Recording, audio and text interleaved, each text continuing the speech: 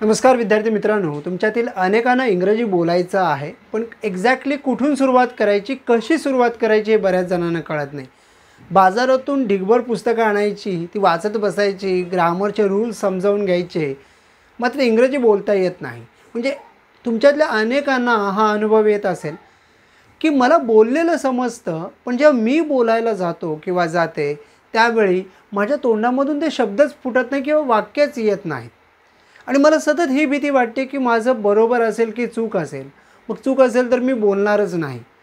So लक्षात घ्या, पुस्तकं वाचून ग्रामरच्या कॉन्सेप्ट फक्त शिकून इंग्रजी बोलता येत नाही. जर तुम्हाला इंग्रजी बोलायचं असेल ना, तर तुम्हाला असलेल्या इन्फॉर्मेशन्सला तुम्हाला थ्रो आऊट करावं लागेल. तुम्हाला स्वतः वाक्य बोलावी लागतील. सो आपला हा जो प्रयत्न आहे आजचा तोच आहे की तुम्हाला मला बोलतं करायचं आहे. माझं हा लेक्चर बघता बघता तुम्ही तिकडे बोलणार आहात. आज मी तुम्हाला शिकवणार आहे जी सगळ्यात जास्त महत्त्वाची भाषा आहे, किंवा असं म्हणा ना 50 ते 60% वाक्य आपण याच भाषेतली बोलत असतो, आणि ती भाषा आहे simple past tense. Simple past टेन्सला मी म्हणतो लची भाषा. आता लची भाषा का हे समजावून घ्या. तर जेव्हा तुम्हाला कधी भूतकाळातल्या घटना सांगायच्या असतात त्यावेळी तुम्ही कशा सांगता? म्हणजे मी आज सकाळी 6 वाजता उठलो असंच तुम्ही सांगता. मी आज 2 तास अभ्यास केला. मी माझ्या बहिणीला कॉल केला. मी माझ्या भावाला शाळेमध्ये सोडलं. मी टी व्हीवर क्रिकेटची मॅच पाहिली. सो तुमच्या लक्षात येते का, तुम्ही जेव्हा भूतकाळातलं कुठलंही वाक्य बोलता तेव्हा तुम्ही त्या वाक्याला लने संपवता. म्हणून मी ह्याला म्हणतो लची भाषा. सो इंग्रजीमध्ये ना लची भाषा बोलायची असेल म्हणजे ही सगळी वाक्य, तर एकदम सिम्पल कन्सेप्ट आहे, आणि ती म्हणजे सब्जेक्ट नंतर तुम्हाला फक्त व्हर्बचं सेकंड फॉर्म यूज करायचं आहे. बोलायचं असेल तर खूप जास्त subject plus V2 plus object वगैरे असं डोक्यात ठेवू नका. कारण सुरुवात तुम्हाला करताना एक सब्जेक्ट असेल आणि ती सब्जेक्टची क्रिया असेल. लक्षात आलं का? सिम्पली समजा आता असं मला म्हणायचं असेल की आज मी इंग्रजी व्याकरण शिकलो. सो तुम्हाला बाकीचं काही विचार करायचं नाही. सब्जेक्ट कोण आहे? मी. So I. आणि मी कुठली क्रिया केली? शिकण्याची. So I learned. सो तुम्हाला सिम्पली फक्त सब्जेक्ट आणि त्या सब्जेक्टने कोणती क्रिया केली त्याचं सेकंड फॉर्म, म्हणजे लर्न हे फर्स्ट फॉर्म आहे, तुम्हाला लर्न्ड हे सेकंड फॉर्म यूज करायचं आहे. So I learned. आणि मग तुम्ही काय शिकलात, कधी शिकलात ते पुढे इझिली म्हणू शकता. बरोबर. So I learned noun articles today काही म्हणू शकता. बरोबर. सो सिम्पली आता मी काही वाक्य म्हणणार आहे, तुम्हाला खूप काही टेन्शन घ्यायचं नाही. तुम्हाला फक्त सब्जेक्ट आणि सब्जेक्टने कोणती क्रिया केली तेवढंच सांगायचं आहे, आणि त्याच्या पुढे शब्द फक्त तुम्हाला यूज करायचे आहेत. सॉरी. सो पहिलं वाक्य, मी आयफोन खरेदी केला.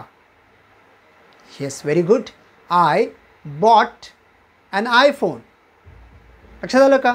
आता तो कुठून केला, कधी केला, किती वाजता केला हे तुम्ही पुढे सांगू शकता, पण तुमचं बेसिकली आय बॉट. ओके. तुमचं दुसरं वाक्य आहे, मी शाळेत उशिरा पोहोचलो.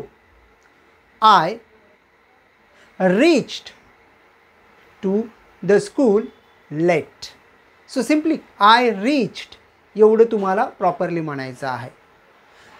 आता तुम्हाला म्हणायचं असेल तिने भाजी खरेदी केली. She bought vegetables. आता ती कुठून केली? From market. ते तुम्ही सांगू शकता सिम्पली. जर तुम्हाला असं म्हणायचं असेल माझ्या भावाने नोकरी सोडली. आता इथे सब्जेक्ट कोण आहे? माझा भाऊ. सो तुम्ही काय म्हणणार? माय ब्रदर लेफ्ट द जॉब. जर तुम्हाला सोडण्याला लिव माहिती आहे पण त्याचं सेकंड फॉर्म माहिती नाही तर तुम्हाला लची भाषा बोलताच येणार नाही. लक्षात घ्या, कारण तुम्हाला प्रत्येक वेळी सेकंड फॉर्म यूज करायचा आहे जर तुम्हाला भूतकाळातल्या क्रिया सांगायच्या असतील तर. ओके. समजा तुम्हाला असं म्हणायचं असेल आम्ही क्रिकेटची मॅच जिंकली. सो तुम्ही काय म्हणणार? We won the cricket match. पुढे तुम्हाला म्हणायचं असेल, आम्ही पार्टीत खूप मज्जा केली. We enjoyed a lot in the party. लक्षात आलं का? किंवा ॲट द पार्टी. जर तुम्हाला एक पब्लिक इव्हेंट काय असेल तर तुम्ही ॲट शब्दाचा वापर करू शकता.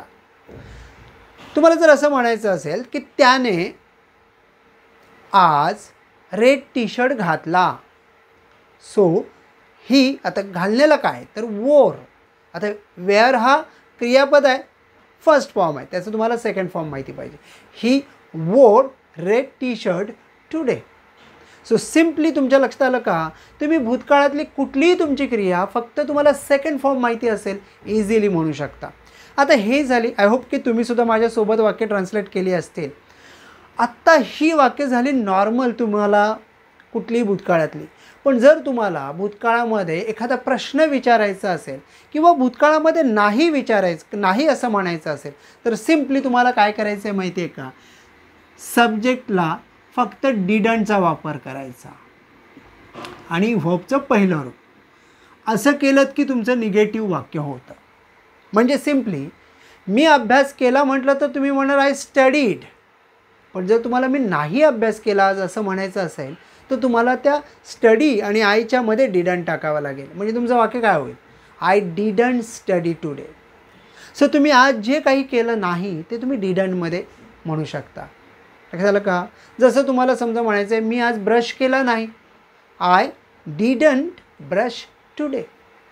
समजा तुम्हाला म्हणायचं असेल आज मी जेवण बनवलं नाही, आय डिडंट कुक टुडे. लक्षात आलं का? सो टुडेच म्हणायला पाहिजे प्रत्येक वेळी असं काही नाही. मी वाक्य सांगतो आहे, आय प्रत्येक वेळी असेल असंही काही नाही आहे. लक्षात आलं? समजा तुम्हाला असं म्हणायचं आहे की माझे बाबा आज ऑफिसला गेले नाही, my father didn't go to office today. मी तुझ्या मोबाईलला हात लावला नाही, I didn't touch your mobile. Simply. So कुठलीही नाहीवाली क्रिया तुम्ही डिडंटमध्ये सांगू शकता, जी झालेली नाही. सब्जेक्ट तुम्ही चेंज करू शकता. तुम्हाला हवं असेल तर ती म्हणजे तुम्ही शी घेऊ शकता, आम्ही म्हणायचं असेल तर वी घेऊ शकता, कोणाचं नाव घ्यायचं असेल तर नाव घेऊ शकता. फक्त अट अशी आहे की तुम्हाला डिडंट वापरायचं आहे. लक्षात आलं का? म्हणजे समजा तुम्ही एखादं वाक्य म्हटलं की आज मी झाडांना पाणी घातलं नाही. सो तुम्ही काय म्हणणार, आय, आणि तुम्हाला सिम्पली आय डिडंट, आणि जी क्रिया तुम्ही नाही केली ती क्रिया म्हणायची. बरेच मुलांचं काय होतं, प्रॉब्लेम होतो की आय डिडंट नंतर कोणतेही शब्द यूज करायला लागतात. I didn't water the plant. बाकी तुम्हाला पुढे टुडे, इन द मॉर्निंग काही म्हणू शकता तुम्ही, बट बेसिकली तुम्हाला डिडंट लक्षात ठेवायचं आहे. सो ही झाली नाही म्हणायची पद्धत भूतकाळामध्ये. आता जर तुम्हाला कोणाला प्रश्न विचारायचा असेल तर, तू जेवलास का, तू बाजारात गेलास का, तू अभ्यास केलास का, तू तिला पाहिलंस का, तू त्याला विचारलंस का. सो सिम्पली जेव्हा तुम्हाला असा प्रश्न विचारायचा असतो तुम्हाला सिम्पली फक्त डीडने वाक्याला सुरुवात करायची आणि तुमचं जे सब्जेक्ट अँड व्हर्ब ॲग्रीमेंट आहे ते तसंच ठेवायचं आहे. सो सिम्पली फर्स्ट म्हणजे हे जे आहे ना फर्स्ट, तुम्हाला फक्त डीड सुरुवातीला यूज करायचं आहे. असं केल्यानंतर प्रश्न तयार होतो. तुम्हाला बघायचं आहे, ओके बघा इकडे. आता तुम्हाला असं म्हणायचं आहे की तू लाडू खाल्लास का. ओके, तर तुम्हाला वाक्याच्या सुरुवातीला म्हणायचं आहे डीड, आणि सिम्पली तुमचा सब्जेक्ट तू आहे म्हणजे you. So did you eat laddu. So आता डीडने तुम्ही कित्येक प्रश्न विचारू शकता. तू टॅक्स भरलास का, did you pay the tax. तू तिला बोलावलंस का, डीड यू कॉल हर. तू रूम बदललीस का, did you change the room. So आता यूच्या ऐवजी तुम्ही वेगळा सब्जेक्ट घेऊ शकता. तुम्हाला तू नसेल म्हणायचं आहे, तुम्हाला तिने काय केलं असं म्हणायचं असेल तर तुम्ही शी शब्दाचा वापर करा. जसं की तिने शाळा बदलली का, did she change the school. तुम्हाला म्हणायचं असेल तिने दरवाजा बंद केला का, did she close the door.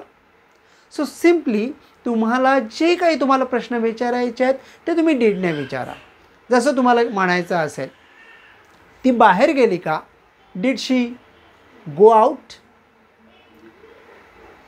तुम्हाला असं म्हणायचं असेल, तिने कपडे धुतले का? Did she wash clothes? लक्षात आलं का? सिम्पली तुम्ही कुठलीही लँग्वेज, कुठलंही भूतकाळामधलं वाक्य म्हणू शकता. त्यानंतर जर तुम्हाला एखादा प्रश्न विचारायचा असेल, तू काय खाल्लंस? तू कुठे गेलास? तू कुठे राहिलास? तू केव्हा आलास? सो सिम्पली अशा वेळी हीच रचना वापरायची असते. फक्त याच्या अगोदर ना तुम्हाला एक इंट्रोगेटिव्ह वर्ड, म्हणजे आपण ज्याला म्हणतो WH टाईप वर्ड यूज करायचा आहे. आणि बाकी तुम्हाला ही स्ट्रक्चर ठेवायची आहे. Did plus subject. बघा तुमचे प्रश्न तयार होत आहेत की नाही इझिली. जसं की तू काय खाल्लंस? काय तुम्हाला म्हणायचं आहे व्हॉट. आणि सिम्पली तुमच्या पुढे काय येईल? Did you. What did you eat? So simply जर तुम्हाला कुठलाही प्रश्न विचार, तू कुठे राहिलास? Where did you stay? तू लाल पेन का वापरलास? Why did you use red pen किंवा रेड इंक पेन? तू माझा मोबाईल का फोडलास? Why did you break my mobile? लक्षात आलं का? सिम्पली तू इथे का झोपलास? Why did you sleep here? So simply जर तुम्ही समोरच्याला प्रश्न विचारताय, तुमचं डिड यूच आहे. तुम्ही हे चेंज करू शकता सब्जेक्ट, बट बेसिकली ना सगळ्या गोष्टी सेमच राहतात. तुम्हाला फक्त डिड तिथेच राहील, यूच्या ऐवजी शी, ही, वी काही असू शकेल. लक्षात आलं का? समजा मला असा प्रश्न विचारायचा आहे की